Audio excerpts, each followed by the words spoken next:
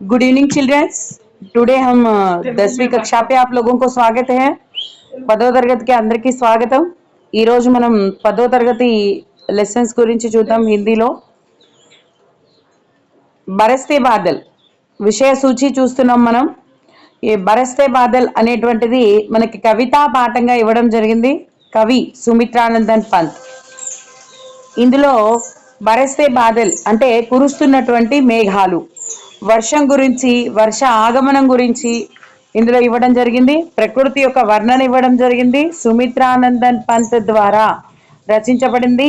ఈ పాఠం ద్వారా మనకి అర్థమవుతుంది ఏంటంటే సుమిత్రానందన్ పంత్ ప్రకృతితో కలిసి మమేకమై రాసినటువంటి కవిత అని చెప్పుకోవచ్చు। ప్రకృతికే బేజోడ్ కవి అని అనడం జరిగింది సుమిత్రానందన్ పంత్ని। అందుకే రెండవ లెసన్ వచ్చేసి మనకి ఈద్గాహ్, ఇది కహానీ ప్రధానంగా చేసుకుని ఇవ్వడం జరిగింది। ఈ కహానీ మనకి ప్రేమ్చంద్, ఈ కహానీ కవి ఎవరు? ప్రేమ్చంద్। ప్రేమ్చంద్ అనేటువంటిది మనకి ఉపన్యాస సామ్రాట్ అని చెప్పడం జరిగింది। ఇతని యొక్క కవిత్వాలలో యథార్థవాదాన్ని మనకి అర్థమయ్యే విధంగా చెప్పడం జరుగుతుంది। తర్వాత వచ్చేసి ఇది పఠన్ హేతు అంటే చదువుకోవడానికి యోగ్యమైనటువంటిది। దీనిలోంచి క్వశ్చన్ ఆన్సర్స్ కానీ పారాగ్రాఫ్ క్వశ్చన్స్ కానీ మనకి ఏవి ఇవ్వడం జరగదు। ఈ క్వశ్చన్ ఏంటి ఇక్కడ మనకి, యహా రాస్తా కహా జాతా హై అంటే ఈ దారి ఎటు వెళ్తుంది, ఇది మనకి పఠన్ హేతు నాటక్ అని చెప్పడం జరుగుతుంది। ఇది పఠన్ హేతు కింద మనకి ఇవ్వడం జరుగుతుంది। తర్వాత వచ్చేసి మనకి మా ముజే ఆనేదే, మా ముజే ఆనేదే అనేటువంటిది మనకి ఈ లెసన్ ఇక్కడ ఒక అందేకి బిటియా చూపించడం జరుగుతుంది। అందేకి బిటియా మనకి కంటికి కనిపించినటువంటి పిల్ల ఇక్కడ మా ముచ్చే ఆనేదేలో మనకి ఇక్కడ ఒక కంటికి కనిపించినటువంటి పిల్ల గురించి ఇక్కడ ఇవ్వడం జరిగింది। తన కడుపులో భ్రూణస్థ శిశువు, గర్భస్థ శిశువు, భ్రూణ్ శిశువు బోల్తే హిందీ మే, ఆ భ్రూణ్ శిశువు గురించి అమ్మా నన్ను రానివ్వు అని చెప్పేసి ఒక కవిత వల్ల చెప్పడం జరుగుతుంది। ఇది మృదుల్ జోషి ద్వారా రచించబడినటువంటి कविता। ఇది 10वीं कक्षा के अंतर्गत केवल एक ही कवयित्री है, वही है मृदुल जोशी। మనకి 10th క్లాస్ లోపల మనకి మృదుల్ జోషి అనేటువంటిది ఒక కవయిత్రిగా మనకి తీసుకోవడం జరిగింది। మృదుల్ జోషి 1960లో ఈవిడ యొక్క జన్మం అని చెప్తారు ఇక్కడ। శాంతికి రాహమే, ఇది ఒక ఉపవాచక లెసన్। మనం 9th క్లాస్లో చూసుకున్నటువంటి విధంగానే ఈ క్లాస్లో కూడా ఉపవాచక పాఠాలు 4 చెప్పడం జరిగింది। ఇందులో శాంతికి రా 1 అని చెప్పొచ్చు। ఇది ఉపవాచక నిబంధాలకి సంబంధించినటువంటి పాఠం అని చెప్తారు। నెక్స్ట్ ఇకాయి 2, ఇకాయి 2లో చూసుకున్నట్టయితే మనకి కణ్ కణ్ కా అధికారి, కణ్ కణ్ కా అధికారి జన్ జన్ హే అని ఈ లెసన్లో చెప్తూ ఉంటున్నారు। అంటే ప్రతి అణువు యొక్క, ప్రతి కణం యొక్క అధికారులు జనాలే అని ఈ పాఠం యొక్క అర్థంగా చెప్పడం జరిగింది। ఇది కురుక్షేత్రం జరిగిన తర్వాత, మహాభారతంలోని కురుక్షేత్ర యుద్ధం జరిగిన తర్వాత ధర్మరాజు, భీష్ముడు అమ్ముల శయ్యపై పడుకుని ధర్మరాజుకి చెప్తున్నటువంటి విధికి సంబంధించినటువంటి ఈ పాఠ్యభాగంగా గుర్తిస్తారు। ఈ పాఠం పేరు కణ్ కణ్ కే అధికారి। దీన్ని రచించిన వారు డాక్టర్ రామ్ధారి సింహ్ దినకర్జీ। కవెవరు మనకి డాక్టర్ రామ్ధారి సింహ్ దినకర్జీ అని చెప్తారు ఇక్కడ। తర్వాత వచ్చేసి మనకి లోకగీత, ఇది ఒక నిబంధాలకి సంబంధించినటువంటి పాఠం। ఇక్కడ మనకు వచ్చేసి కవి భగవత్ శరణ ఉపాధ్యాయగా చెప్పుకోవడం జరుగుతుంది। లోకగీత్ అంటే మనకి జనాల యొక్క సంగీతం, ఫ్లోక్ సాంగ్స్ అని అంటాం కదా మనం, బతుకమ్మ, ఇదే విధంగా ఇంకా ఏదైనా ఎన్నికలు ఏర్పడినప్పుడు, ఏదైనా పెళ్లిళ్ళు అయినప్పుడు ఇలా ఊళ్ళల్లో ఫోక్ సాంగ్స్ అనేవి జరుగుతూ ఉంటాయి కదా। ఇప్పుడు ఇది పండిత పామర రంజకం అయిపోయింది, సిటీల్లో కూడా ఫ్లోక్ సాంగ్స్కి ఎక్కువ ఆదరణ లభిస్తుంది। దానికి సంబంధించినటువంటి పాఠం అన్నమాట ఇది। ఇక్కడ మనకి నిబంధ పాఠంగా దీన్ని మనం తీసుకోవడం జరుగుతుంది।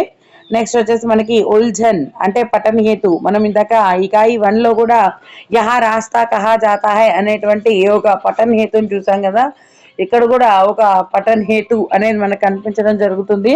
ఆ తర్వాత మనకు వచ్చేసి అంతర్రాష్ట్రీయ స్తర పర హిందీ అంటే కేవలం మన రాష్ట్రంలోనే కాదు, అంతర్రాష్ట్రీయంగా కూడా హిందీని చాలా అభివృద్ధి చెందుకోవడం జరిగింది। అభివృద్ధితరంగా ఈ రాష్ట్రీయాల్లో కూడా ఏ విధంగా అభివృద్ధి చెందింది, 10 జనవరి రోజు మనకి అంతర్రాష్ట్రీయ హిందీ దివస్ జరుపుకుంటాము. సెప్టెంబర్ 14th రోజు మనము రాష్ట్రీయ మన దేశంలో హిందీ దివస్ జరుపుకుంటాము. సెప్టెంబర్ 14. అదేవిధంగా అంతర్రాష్ట్రీయ హిందీ దివస్ ఎప్పుడు? జనవరి 10. దాని గురించి ఇక్కడ ఇవ్వడం జరుగుతుంది. హిందీ యొక్క గొప్పతనం, వేరే రాష్ట్రాల్లో హిందీని ఏ విధంగా ఆదరణలోకి తీసుకొచ్చారు అనే అన్ని విషయాలు కూడా మనకి ఇస్తారు. ఇది ఒక పత్రలేఖన విధానంలో జరిగేటువంటి పాఠం. తర్వాత హమ్ సబ్ ఏక్ హై, ఇది ఉపవాచకం. ఇది రెండవ ఏకాకి సంబంధించిన ఒక ఉపవాచకంగా చెప్పుకుంటారు. ఇక్కడ హమ్ సబ్ ఏక్ హై, మనమందరం ఒకటే అని చెప్పేసి అంబేద్కర్ గురించి ఇక్కడ ఇవ్వడం జరుగుతుంది. అంబేద్కర్ గారి యొక్క చదువు విధానం, అతని యొక్క సమస్యలు, అతనికి తగిలినటువంటి ఎదురు దెబ్బలు, వీటన్నిటి గురించి కూడా ఇక్కడ మనకి ఈ లెసన్ లో ఇవ్వడం జరుగుతుంది. నెక్స్ట్ వచ్చేసి మనం థర్డ్ ఇకాయిలోకి వచ్చేస్తాము. ఈ థర్డ్ ఇకాయిలోకి వచ్చేటప్పటికి మనకి భక్తి పద్ మొట్టమొదటి పాఠం. థర్డ్ ఇకాయిలో అంటే 7వ పాఠం భక్తి పద్ ఇచ్చారు. ఇది కవితా పాఠంగా చెప్పుకోవడం జరుగుతుంది. ఇందులో మనకి రైదాస్ మీరాబాయి ఇద్దరు కవి కవయత్రి ఇవ్వడం జరుగుతుంది. మీరాబాయి రైదాస్ యొక్క గురువుగా చెప్తూ ఉంటారు. అదేవిధంగా వీళ్ళిద్దరు కూడా భక్తి మార్గ శాఖ జ్ఞాన మార్గీ శాఖకి సంబంధించినటువంటి కవులుగా చెప్పడం జరుగుతుంది. ఇందులో మనకి భక్తి తులన, భక్తి ఎందుకు, భక్తి అవసరం ఏమిటి, ఇవన్నీ విషయాలు కూడా మనకి ఇందులో చెప్తారు. ఆ తర్వాత భక్తి అనేటువంటిది మనకి ఎన్ని రకాలుగా ఉపయోగపడుతుంది, ఈ రత్నం అనేటువంటిది ఏ విధంగా ముందుకు పోతుంది, ఎన్ని జన్మలైనా కూడా మనతోనే ఉంటుంది, ఇలాంటి విషయాలు మనకు క్లియర్ గా చెప్పడం జరుగుతుంది ఇక్కడ.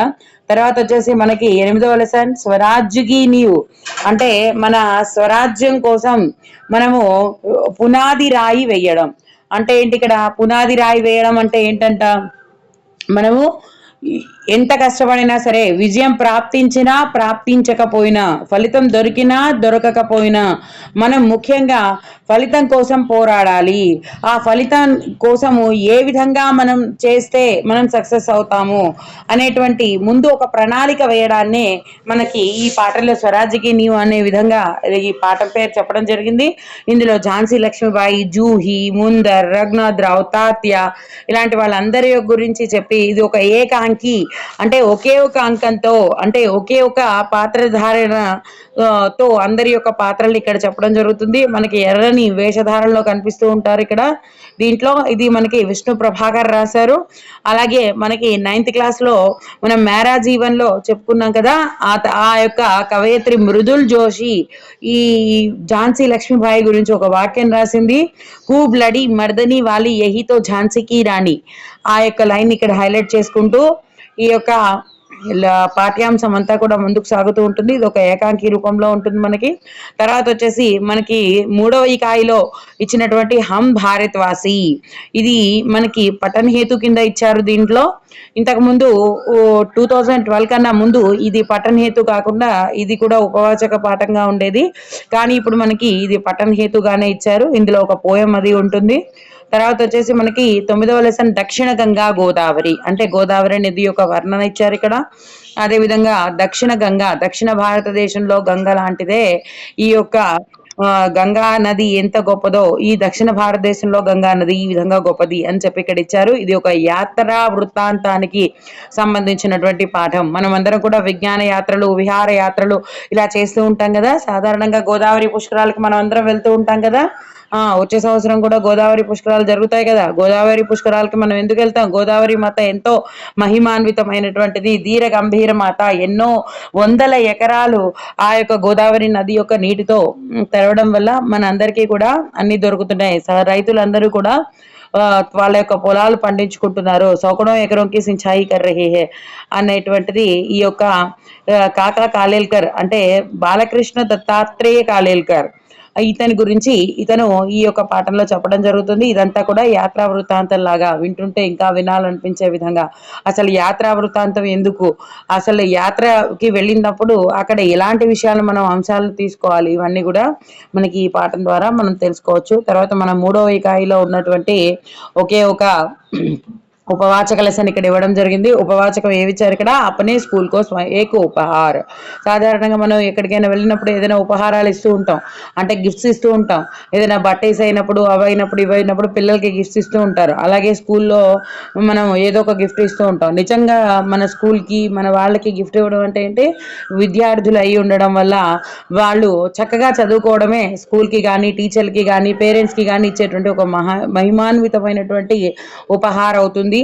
అలాంటిదే రాజు అనేటువంటి ఒక వ్యక్తి ద్వారా అతను స్కూల్కి ఇచ్చినటువంటి బహుమతి. అంటే ఏమిచ్చారు? అతను బాగా చదువుకుని స్కూల్కి మంచి గిఫ్ట్ లాగా తయారయ్యాడు. తన ఊర్లో స్కూల్ ఎంతో గొప్పది అని సిటీ స్కూల్లో ఆ ఊర్లో స్కూల్ యొక్క పరువు నిలబెట్టి ఆ ఊర్లో స్కూల్ వాళ్ళు కూడా ఏదైనా సాధించగలడు అనేటువంటి విషయాన్ని ఇక్కడ మనకి క్లియర్గా చెప్పడం జరుగుతుంది. ఇది ఒక ఉపవాచక పాఠంగా మనం తీసుకోవడం జరుగుతుంది ఈ థర్డ్ ఇకాయిలో.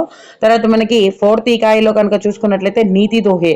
అంటే ఇక్కడ ఈ నీతి దోహే అనేది కవిత. ఈ కవితను మనకి రహీం ఇంకా బిహారీ లాల్ ఇద్దరు కూడా కవులుగా చెప్పుకోవడం జరుగుతుంది నీతి దోహేలో. సాధారణంగా నీతి వాక్యాలు మనం చిన్నప్పటి నుంచి కూడా వింటూ ఉంటాం, అందరూ కూడా చెప్తూ ఉంటారు. ఇవి ఎంతో విలువైనటువంటివి తెలుసుకోవడం జరుగుతుంది. అన్ని కూడా మనమే చేసి చూడలేం కదా, పెద్దవాళ్ళు చెప్పినప్పుడు కూడా కొన్ని విషయాలు వినాలి. అలాగే అందరికీ ఉపయోగపడేటువంటి విధంగా చక్కటివి మనకి రహీం ఇంకా బిహారీ లాల్ ద్వారా ఇక్కడ చెప్పడం జరుగుతుంది. బిహారీ అంటే గగర్ మే సాగర్ భర్నే వాళ్ళ కవి, అంటే ఒక చిన్న టీ కప్పులో సముద్రాన్నంతా నింపగలిగినటువంటి మహిమాన్వితమైనటువంటి వాడు అని చెప్పుకోవడం జరుగుతుంది. రహీం అనేటువంటి వాడు మనకి అక్బర్ ఆస్థానంలో అక్బర్కి మంత్రిగా, ఇంకా అక్బర్కి ఒక సన్నిహితుడుగా, సేనాపతిగా, స్నేహితుడుగా, ఇలా రకరకాలైనటువంటి పాత్రలు రహీం పోషించడం జరుగుతుంది. ఇతని గురించి కూడా ఇక్కడ ఇవ్వడం జరుగుతుంది. ఇతను శృంగార సోరట్ ఇంకా రహీం సత్సయి ఇలాంటివన్నీ కూడా రాశాడు. ఇదంతా కూడా మనం ఇక్కడ ఈ కవితా పాఠంలో తెలుసుకుందాం. తర్వాత ఏంటి, జల్హీ జీవన్ హే. జల్హీ జీవన్ హే అనేది ఒక కహానీ పాఠంగా మనం చెప్పుకోవడం జరుగుతుంది. ఇది శ్రీ ప్రకాష్ ద్వారా రచించబడింది. జల్హీ జీవన్ హే అంటే నీళ్ళే మన యొక్క జీవితం, నీళ్లు లేకుండా కేవలం ఒక్కరోజు కూడా మనం బతకలేం. ఆ విషయాన్ని ఇక్కడ మనకి బాగా సవిస్తారంగా వివరించడం జరుగుతుంది ఇక్కడ. అయితే జల్హీ జీవన్ హే అని చెప్పారు. ఇక్కడ ప్రొఫెసర్ ప్రకాష్ ఇంకా ప్రొఫెసర్ దీపేష్ అని చెప్పేసి ఇద్దరు వ్యక్తుల గురించి ఇస్తారు. ఆ ఇద్దరు వ్యక్తులు కూడా నీటి గురించి ఏ విధంగా మాట్లాడుకుంటారు, వాళ్ళు ఆలోచిస్తూ ఉండగా వాళ్ళకి ఎటువంటి ఆలోచన ఏర్పడుతుంది, ఆలోచన ఏ విధంగా కహానీ రూపంలో రూపుదాలుస్తుంది. 20వ శతాబ్దం చివరి వరకు అన్ని సమస్యలు తీరిపోయినాయి, అందరూ కూడా నీటిని రక్షిస్తూ ఉన్నారు, అందరూ కూడా అన్ని రకాల ప్రాజెక్టులని స్టార్ట్ చేశారు, అయినప్పటికీ కూడా నీటి కొరత ఏర్పడుతుంది. ఏ విధంగా ఇది జరుగుతుంది? ఇలా మాట్లాడుతూ ఈ యొక్క స్టోరీ మొదలవుతుంది. విచిత్రమైనటువంటి యానం వచ్చి అంతరిక్షం నుంచి మన నీరు దొంగలిస్తుంది అనేటువంటిది ఈ పాఠం యొక్క ముఖ్యమైనటువంటి విషయంగా తీసుకొని ఈ పాఠాన్ని ఏర్పాటు చేయడం జరుగుతుంది. ఈ పాఠం పేరే జల్హీ జీవన్ హే అని చెప్పుకున్నారు. తర్వాత వచ్చేసి క్యా ఆప్కో పతా హే, ఇది పఠన్ హేతు పిపిడి అంటే కొన్ని పోస్టర్స్ ద్వారా మనకి చెప్పారు.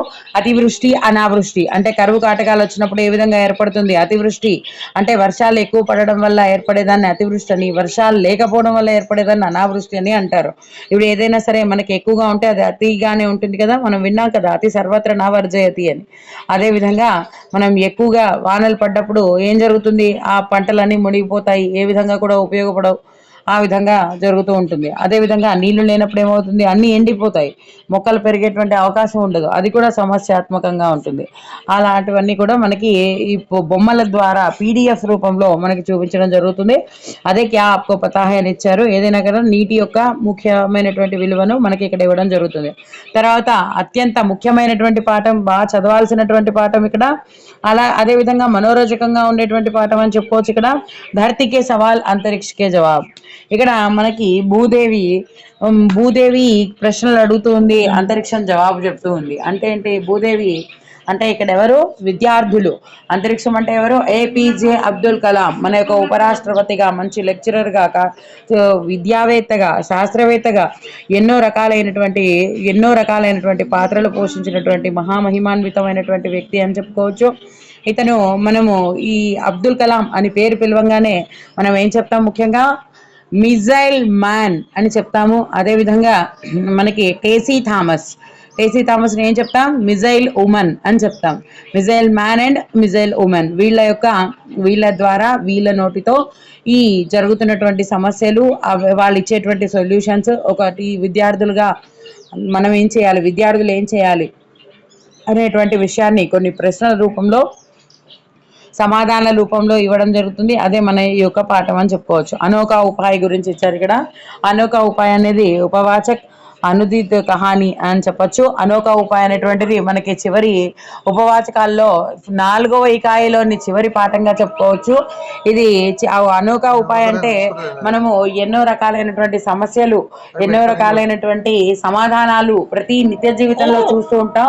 కానీ మనకి ఏదైనా సమస్య ఏర్పడినప్పుడు ఎవరిని కూడా అడగకూడదు, ఎందుకంటే ఎవరు కూడా దానికి సమాధానం చెప్పలేరు అనేటువంటి విషయాన్ని అనోఖా ఉపాయ పాఠం ద్వారా మనకి ఇక్కడ చెప్పడం జరుగుతుంది. ఒక మహారాజు వేరే మహారాజుని మా రాజ్యంలో కరువుకి సమాధానం చెప్పమని అడిగినప్పుడు అతను ఏ విధంగా ఇక్కడ సమాధానం ఇస్తాడు అనేటువంటిది ఈ పాఠం యొక్క ముఖ్యమైనటువంటి విషయం. ఇది ఒక సంస్కృతమైనటువంటి కహాని. దీన్ని తెలుగులో రావూరి భరద్వాజ్ అనేటువంటి అతను ఈ తెలుగు కహాని సంస్కృతం నుంచి తెలుగులోకి కన్వర్ట్ చేయడం జరిగింది. అది మనకి హిందీలో ఉపవాచకం రూపంలో ఇచ్చారు. ఈ విధంగా మనకి 12 పాఠాలు, 4 ఉపవాచకులు, ఒక పత్రలేఖన్ విధి, ఒక నిబంధ పాఠము, కొన్ని కవితా పాఠాలు, కొన్ని ఏకాంకి, కొన్ని కహానీలు, ఈ విధంగా ఇన్ని రకాలుగా ఇవ్వడం జరిగింది. మనకి ఈ విధంగా ఇచ్చారు. దీంట్లో వీటితో పాటుగా కొన్ని నిబంధం పైన మనం ఫోకస్ చేయాలి. అలాగే దీంతో పాటుగా లెటర్ పైన ఫోకస్ చేయాలి మనం. అదేవిధంగా కొంత గ్రామర్ పైన ఫోకస్ చేయాలి. ఈ విధంగా అన్ని చేసినట్లయితే చాలా తేలికగా మనము 10 GB సంపాదించుకోవచ్చు, ఎక్కువ మార్కులు సాధించుకోవచ్చు. ఇంకా కూడా మీకు క్లియర్గా ఒక్కొక్క లెసన్ గురించి కూడా మంచి విధానంలో తెలుగు టు హిందీ, హిందీ టు తెలుగు, మధ్యమలో ఇంగ్లీష్, ఇవన్నీ కూడా నేను క్లియర్గా ఒక్కొక్క లెసన్ కూడా నీట్గా ఎక్స్ప్లెయిన్ చేస్తాను. మీకు నా తర్వాత ఏవైతే ఉన్నాయో అవన్నీ కావాలి, ఆ లెసన్స్ అన్నీ కూడా కావాలి అంటే మీరు ఖచ్చితంగా లైక్ చేయండి, సబ్స్క్రైబ్ చేయండి, గంటని కొట్టండి. అప్పుడు మీకు నెక్స్ట్ వీడియో ఏదైతే ఉందో అది మీరు చూడగలుగుతారు. మేము ఇంత కష్టపడి చేసినందుకు కూడా ఫలితం అనేది దక్కుతుంది. మా యొక్క ఆలోచన కేవలం అందరూ కూడా చాలా తేలికగా హిందీ నేర్చుకోవాలి అనేటువంటి అంశంతోనే ఈ యొక్క కార్యక్రమం అనేది ప్రారంభించడం జరుగుతుంది. ఎంత ఎక్కువ మందికి భాషను అందించగలిగితే అంతే సఫలీకృతం చెందుతాం మేము. అదేవిధంగా అందరూ నేర్చుకోవాలని కోరుకుంటున్నాం. జై హిందీ.